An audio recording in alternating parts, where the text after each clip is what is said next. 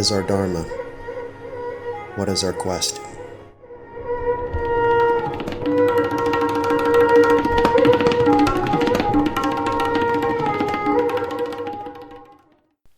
Welcome to Dharma Nights. I'm your host, Matt Murphy.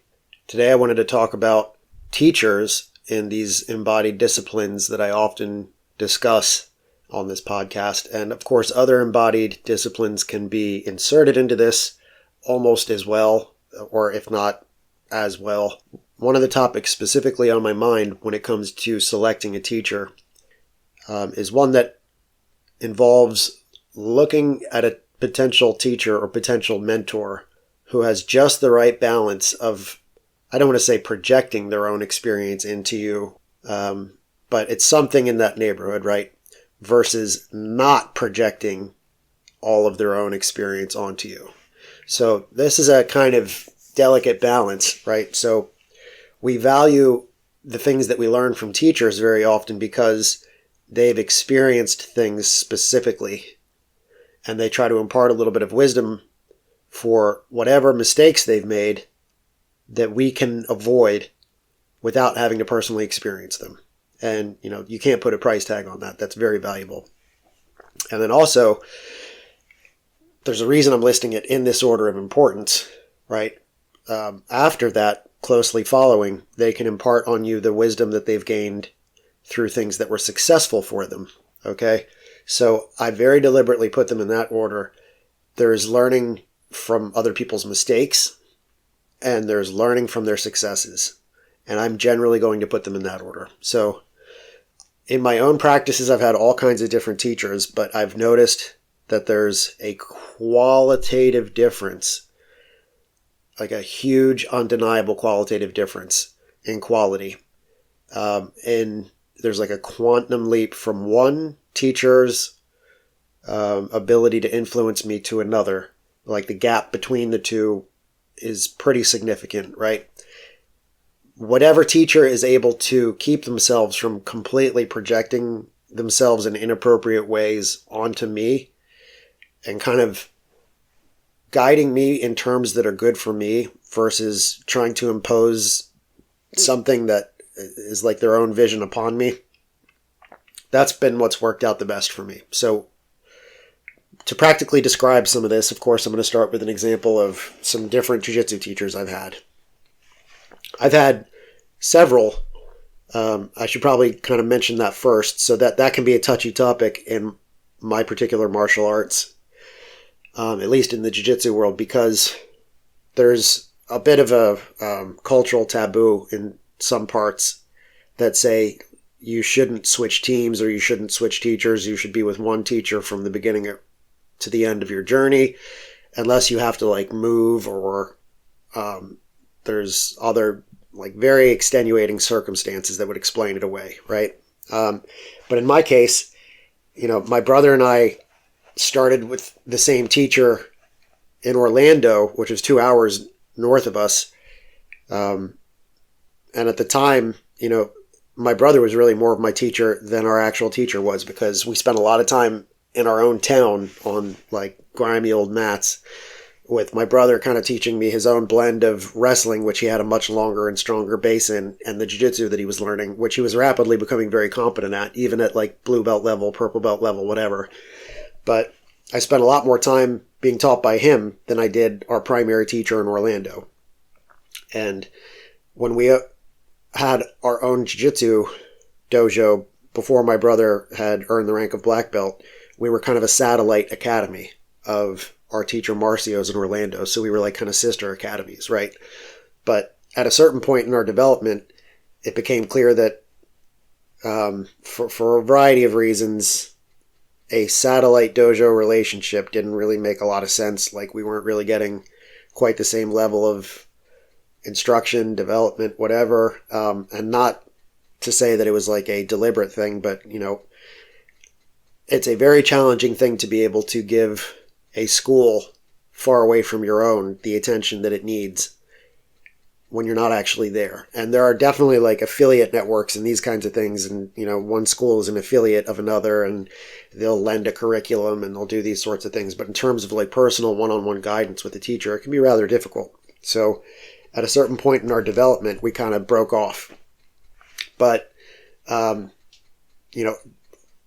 my brother and his partners in running the dojo at one point actually hired another teacher from Brazil, like another black belt teacher, to kind of be the head instructor for the school that we had been running for a while as a satellite school of our existing one. And throughout this entire process, my brother was my teacher, right? But at a certain point, he got a really brutal strain of adult leukemia, and it took him not only out of the jiu-jitsu game for like the better part of a decade, but it nearly killed him.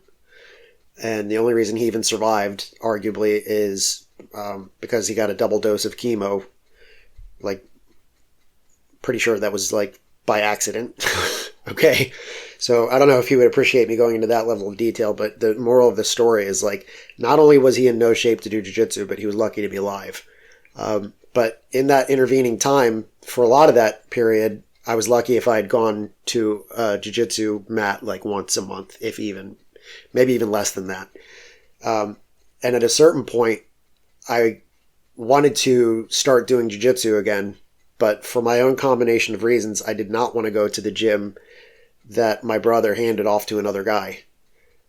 So I actually went to a completely different lineage altogether to kind of start my journey from ground zero, because when I had begun, I was a teenager. And then when I came back to it, I was an adult with kind of a different body.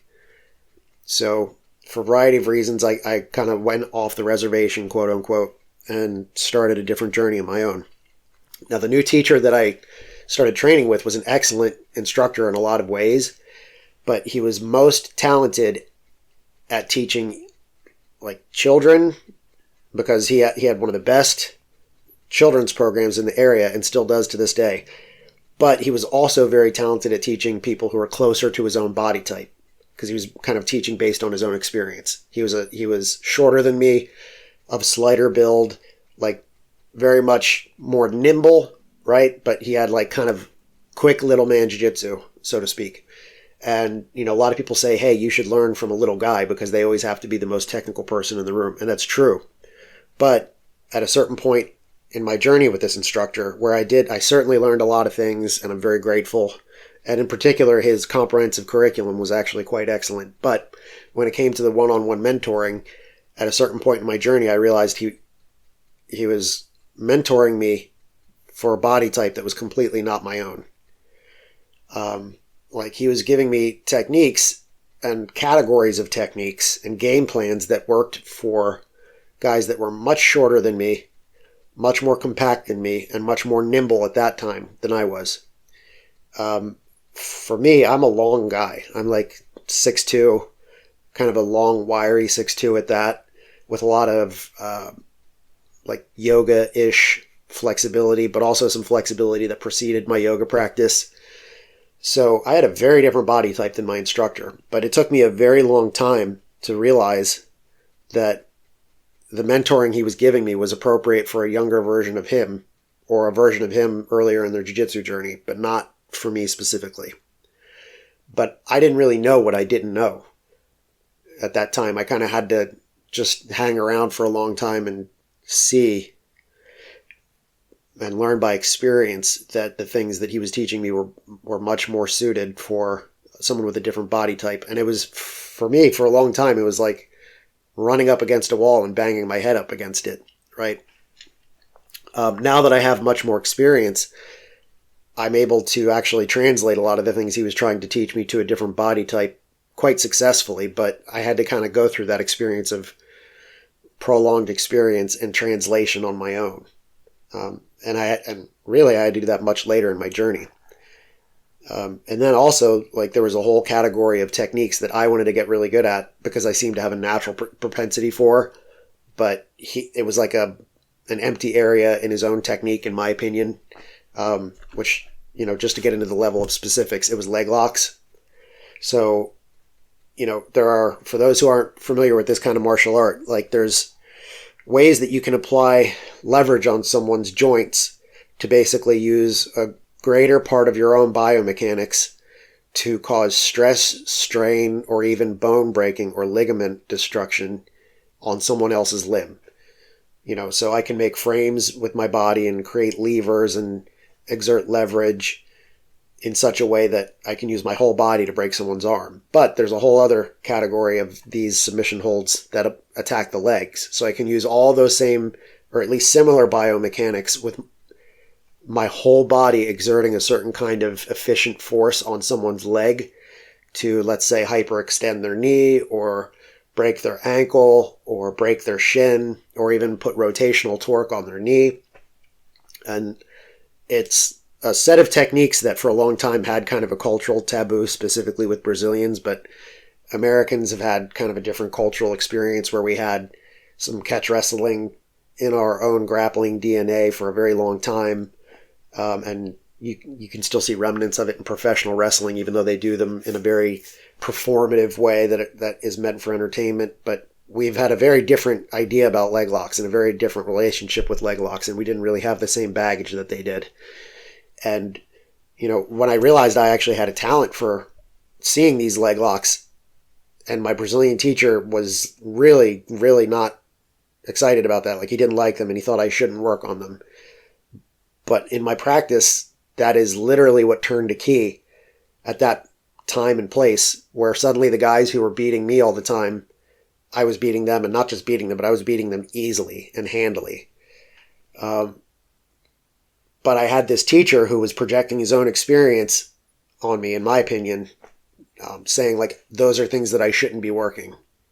But the direct evidence in front of my eyeballs was that, like, I went from being a purple belt who could hold his own to being like a purple belt who was suddenly tapping out black belts all the time.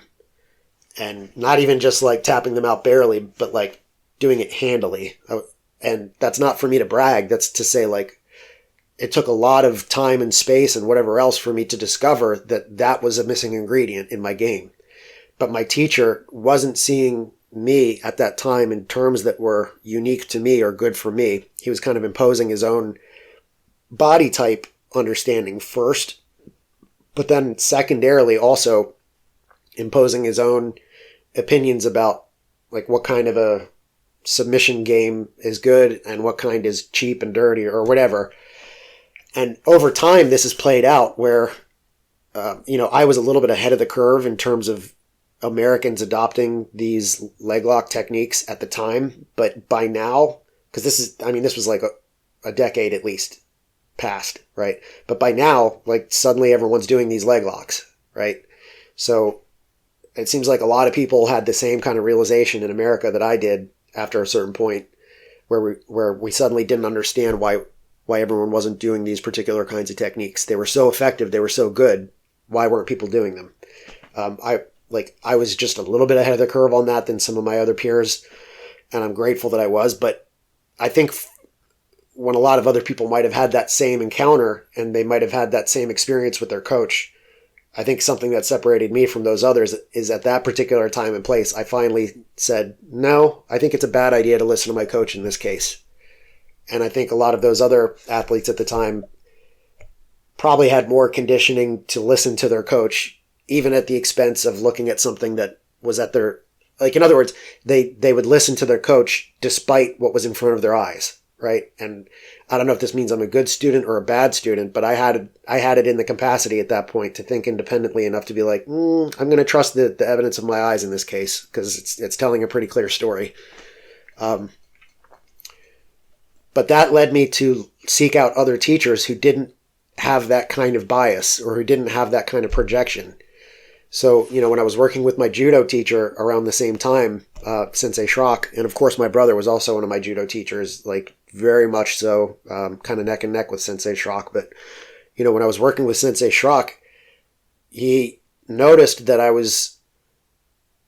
that I had a little bit more of a propensity for certain kind of throws than other because we had very different body types. For him, he would jokingly refer to himself as a troll because he's short and stocky, right? And he's also kind of mischievous, which is one of the things that I love about him. But he noticed that the throws that were good for him weren't necessarily all the same set of throws that were good for me. And he didn't, when he saw that I kind of took to some throws a little bit more quickly than others, he didn't try to like quote unquote correct me. He actually encouraged me to explore those more. And I was so grateful for that. But that's a very powerful trait of a teacher, when they can look at you and take away the filter of their own projections and not try to teach you as if they are teaching some other version of themselves, but they're teaching you by seeing you for who you are and the gifts and assets that are unique to you. And that's a very powerful thing. And it's something that I try to do with my own students. Even the students who actually have a similar body type to me, if I notice that they have more of a propensity for other things, I don't try to like correct it. Even if it's a blind spot in my own technical development, and over time there's less and less of those blind spots, but it's definitely not zero. It's an infinite supply of stuff out there, and by no means have I seen everything. But when I do see something that a student is gravitating towards that isn't necessarily in my wheelhouse, I don't try to bring it back into my wheelhouse to show that I know something, or to show that I can still like be their coach in that way. What I'll usually try to do is I'll try to relate it to something that I do have a strength in, just to have some sort of anchor, but I'll usually go and seek out information that is more suitable for this person. Like if there's a set of techniques that I don't actually know well, I'll be honest about it. And I'll say, well, I don't have that as a strength right now, but here's something that's similar that I do have a strength in. And let me get back to you about that other stuff. And I usually do. I'll go like look up something about it, do my diligence. And since I already have like enough frames of reference in other areas that are similar enough, I can usually kind of learn whatever that empty spot is just a little bit quicker than people who've spent less time on the mat than me. And then I actually do have something of value that I can provide that student that's appropriate for that student according to that student's needs and interests without me imposing my own stuff on it. So this doesn't just have to apply to martial arts. Like I was speaking with just to keep them anonymous, I was speaking with someone near and dear to my heart recently who was like basically trying to explain that a yoga teacher was trying to get them to do a certain kind of handstand practice where they were like, oh, it's so easy for that teacher, but that teacher doesn't seem to understand that we have very different body types. And there's things that are very easy for that teacher and their own body type to take for granted as something very easy for themselves. But it seems like they weren't seeing her for like her very different body type and frame. And, that was a source of frustration for her, even though this teacher was like very brilliant and an amazing teacher. And the private lessons with this teacher were absolutely incredible. But there's that little bit of a blind spot that teachers can have sometimes where they're not, just to walk this back a little bit. Teachers have to teach from their own frame of understanding. They have to teach from their own experience, but they also have to know the limitations of that. So they go as far as they can in relating to a student, right up until it takes them to a point where they're ready to recognize and teach from the point of differences. Does that make sense? So you go, as a teacher, you say, I'm going to bring this as far through my own frame of experience as I can, and I'm going to recognize the departure point where I'm actually teaching an individual who's a totally different person than me, and I'm going to address those differences. So that's actually a skill that not every teacher really consciously develops, in my own experience from what I've noticed. But it's so crucial, right? And for any of you that are listening to this and are teachers in embodied experiences of one kind or another, or embodied practices, I would highly recommend that you kind of use that as a framework where you say, from this 0 point up to a midpoint, I'm going to teach from my own experience and my own frame of reference. And then exactly at that midpoint, I'm going to address the individual and say, now look, in one set of words or another, or one verbal approach or another. But at that midpoint, you say, but look, your experience is going to be different from mine. And you address from that point forward in a way that's useful to them, and in a way that recognizes and sees them, and in a way that is basically saying, this teaching moment is not something that's for me to do in a way that satisfies me. This teaching moment is something I do as a means of providing value and growth to you. So it's a practice that is absolutely crucial for the teacher to not make it about them and to actually do their job in providing the value and experience for the student. And not every teacher does it. Even though a teacher might be absolutely like just unbelievably skilled in all these ways and really talented. Maybe they're an excellent lecturer. Maybe they have very good imagery. Maybe they have a huge database of technique or, form or whatever, depending on what kind of practice we're talking about. But if they don't have that internalized habit of first approaching from their own frame of reference and their own experience just to make sure that they're qualified in what they're teaching, and then custom delivering it for the individual who's in front of them, who has their own totally different and unique experience, if they don't do that, they're missing something.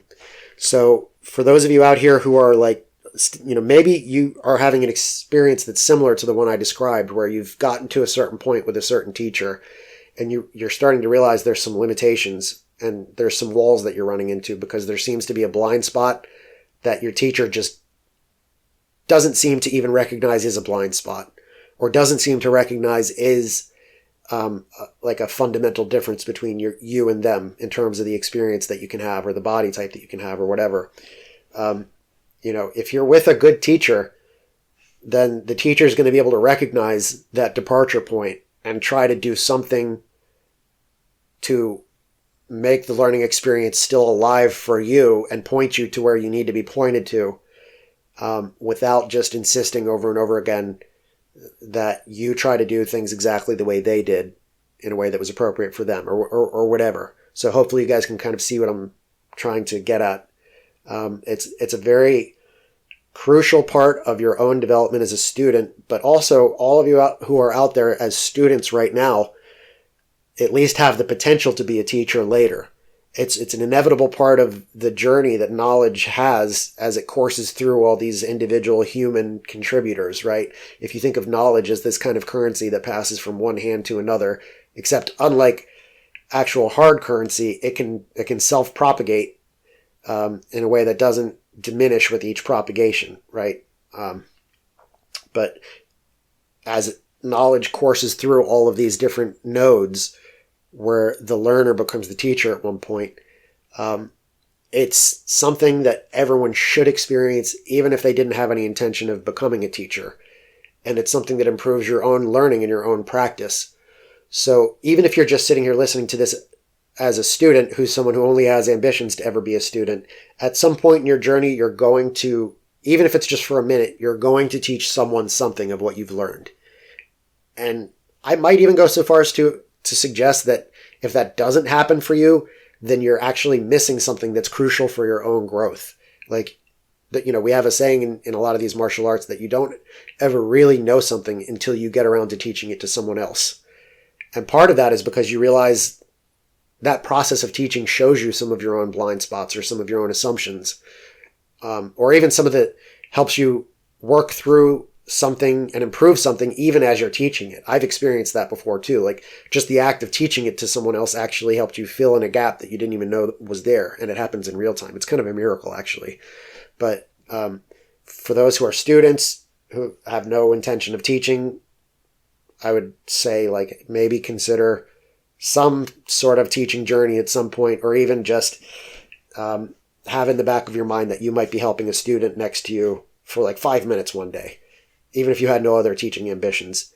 And if you do, just try to keep this lecture in mind, right? Like, how can you make something about the other person rather than projecting too much of yourself onto that person? And if every teacher took the time to internalize that idea and go further than just internalizing it, but actually putting it into practice, I think we would have a world full of much more effective teachers, and the kind of global supply of happiness and fulfillment would go up several notches.